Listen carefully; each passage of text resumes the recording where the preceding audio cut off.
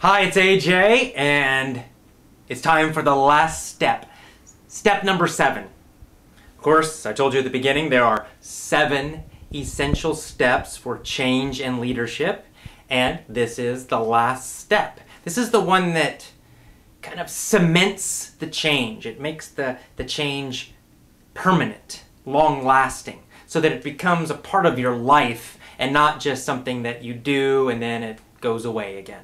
Right? A lot of people experience this where you make some big change in your life and maybe you even keep that change for a week or 2 weeks or something like that, and then it just sort of goes away and you go back to the old behavior again. It's really common. It's common, for example, with health. I used to do this all the time with eating sugar. Right? I was kind of a sugar addict and I would break it for a while, which is one of our steps, right? I would do a pretty good job of breaking it, but then I would find myself slowly but surely going back to eating sugar. And then, a couple months later, I'm right back to eating lots of sugar again, or sugary stuff. It was terrible. So this last step is what really makes you make that positive change, and then you got to make it strong so it's just part of you. So step number 7 is condition it. Condition it. Now, conditioning, or to condition, it has lots of different meanings, but in this case, we're using the meaning from psychology. And when we condition a belief or condition a behavior, it means we reinforce it. We make it stronger and stronger and stronger until it becomes automatic. So, for example, a very simple example, let's say from dog training, is you want your dog to sit, right? So the most effective way to make your dog sit, to teach your dog to sit, is you say the word sit, and the dog looks at you and doesn't know what the hell you're saying, because the dog doesn't speak your language. So after you say the word sit, you kind of put your hand on their butt and you kind of push it down, and you kind of raise up their other part, and you kind of push them into the sitting position. And then as soon as they are in that sitting position, you go crazy with love and attention. You're like, good dog, oh, and you pet them and you say, good dog, good dog, good dog, and you have a big smile and your voice is really high like this, and the dog kind of, gets all excited. And in the beginning, the dog's not quite sure what's happening, but the dog knows that it's good, right? And so then your dog kind of stands up again. And then after they stand up, again, you look at them and you say it the same way, and you say, sit. And then you, again, take your hand, you gently put them into the sitting position, and as soon as they reach the sitting position, you go crazy and you have a big celebration. Oh, good dog, oh, great, great, great, great. I taught my dog to do this. I used to have a German Shepherd Chow mix, and this is how I taught her to sit and to stay and all this other great stuff. And she was really smart, but this is how I did it. It was just through conditioning, positive conditioning. Right? Some people have the idea of like you spank the dog if it doesn't sit, and that's crazy. It doesn't work. But the way to make a behavior really stick and become permanent, to make a change become permanent, is you gotta reinforce it. You have to condition it, and positive conditioning is the best. So everyone knows this. If you've taken any kind of psychology course, you've heard about this. Now the problem is people forget the other 6 steps. Right? So if you just try this step, then what happens is that you have this new thing you're trying to condition, you're trying to reward yourself for doing something new. But then it's also battling the old one. And the problem is the old one usually wins because the old one has years and years and years of conditioning. You've already had many, many, many years of pleasure and other good things attached to that behavior. For example, my sugar eating. Well, I'd had years and years and years of enjoying sugary desserts and foods. So just trying to make myself eat broccoli and then being happy about it, it only worked for a short time. But if you do the first 6 steps first, then you've got the new behavior, and then you got to just condition it and you're set. It's going to work and you're going to do it the rest of your life. So what's the simplest way? Again, with conditioning, with reinforcing, there's so many techniques that I can teach you about this. I'm just going to teach you the most basic, simple one. And in some of our other programs, I teach more advanced things. And that goes for all of the steps. And in this series, I've taught you kind of really basic things for each one. And then in our membership program, of course, we teach many, many, many more techniques that are more advanced, more powerful, and a little more complicated. So anyway, let's stick to the basic and the simple. So the basic idea is positive reinforcement. All that means is you're basically rewarding yourself for the new behavior that you created. And what's the best way to reward yourself? Well, the most simple way possible is just to make yourself happy. And the way to do that is just to celebrate.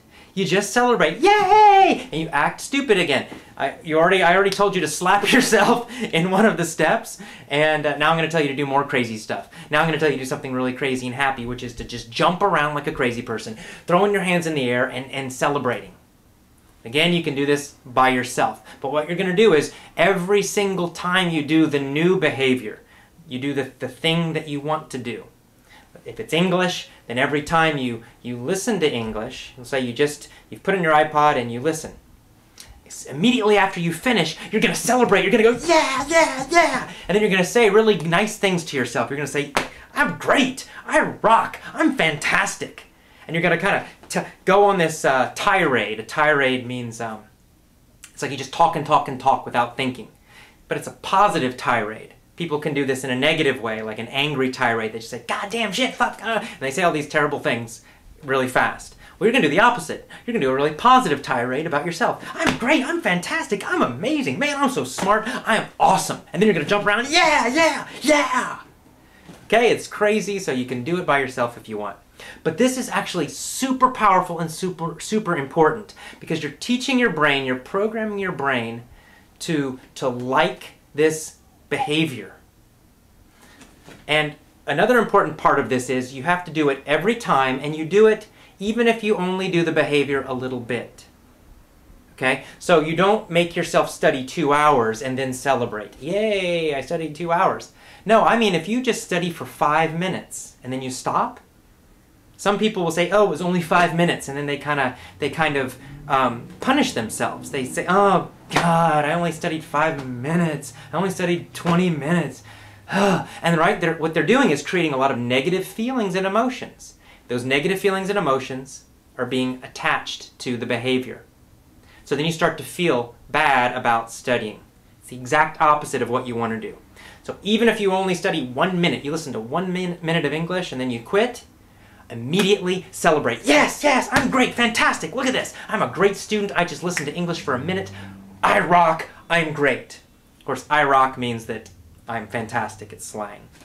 So you got to celebrate every time, even if you only do this new behavior a little bit. Even if you only do the change a tiny little bit. It doesn't matter. Let me give you a short example from my own life. When I go running, right, I wanted to start running again. I ran a couple marathons many years ago, and I wanted to get back into running and start running marathons again.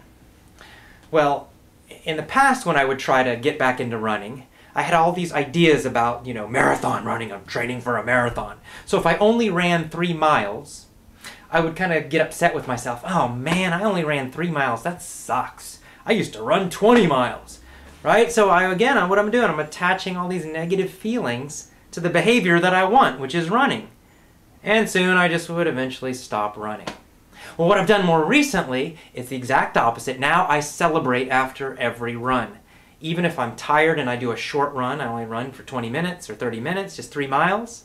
It doesn't matter. If I run for, 10 miles, it doesn't matter either way. At the end, I do this little celebration thing. And usually I try to make sure nobody's around looking at me. But I just do the little fist pump, that little Tiger Woods thing. I'll go, yeah, yeah. And I'll kind of jump around a little bit, yeah, yeah. And I'll just celebrate like I just kicked ass, I just did a great job. I went for a run, good job. And so this funny little thing, this little psychological trick, it just it changes something in my mind. It conditions my mind to think, and what's happening unconsciously is my mind thinks, running equals pleasure. Running equals happy. Running equals celebration. Running equals good. That's what the programming is that's happening kind of, unconsciously, sort of deep inside your brain. It's simple, but it's powerful. Especially when you use it with all the other 6 steps first. And then the final thing is, you do your little behavior, just a little, even if you do it for 1 minute, 5 minutes, and then immediately you celebrate. The final thing is, just a few little tips to make this more powerful. the more emotion you use, the more effective this is. So if you celebrate a little bit, yay, yay, that was good, good job. Well, then you'll get a small reinforcement, and the effect will be just a little bit. It won't be very powerful. It'll be positive, but just a little positive. If you use a lot of emotion, like, yeah, yeah, yeah, wow, I rock, and you're just totally crazy about it, you pump your fist and you jump up and down and you scream and you really let yourself feel like strong feelings of happiness and celebration, that will create much stronger conditioning, much stronger reinforcement, which means the change will go deeper and be more permanent, and your improvement will be much faster. Okay, so more emotion equals better results. And that's it. That is step 7.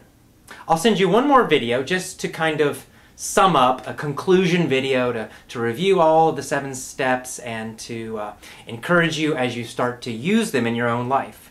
You can start, of course, by using them to improve your English, but I hope you'll use them to make improvements in all areas of your life.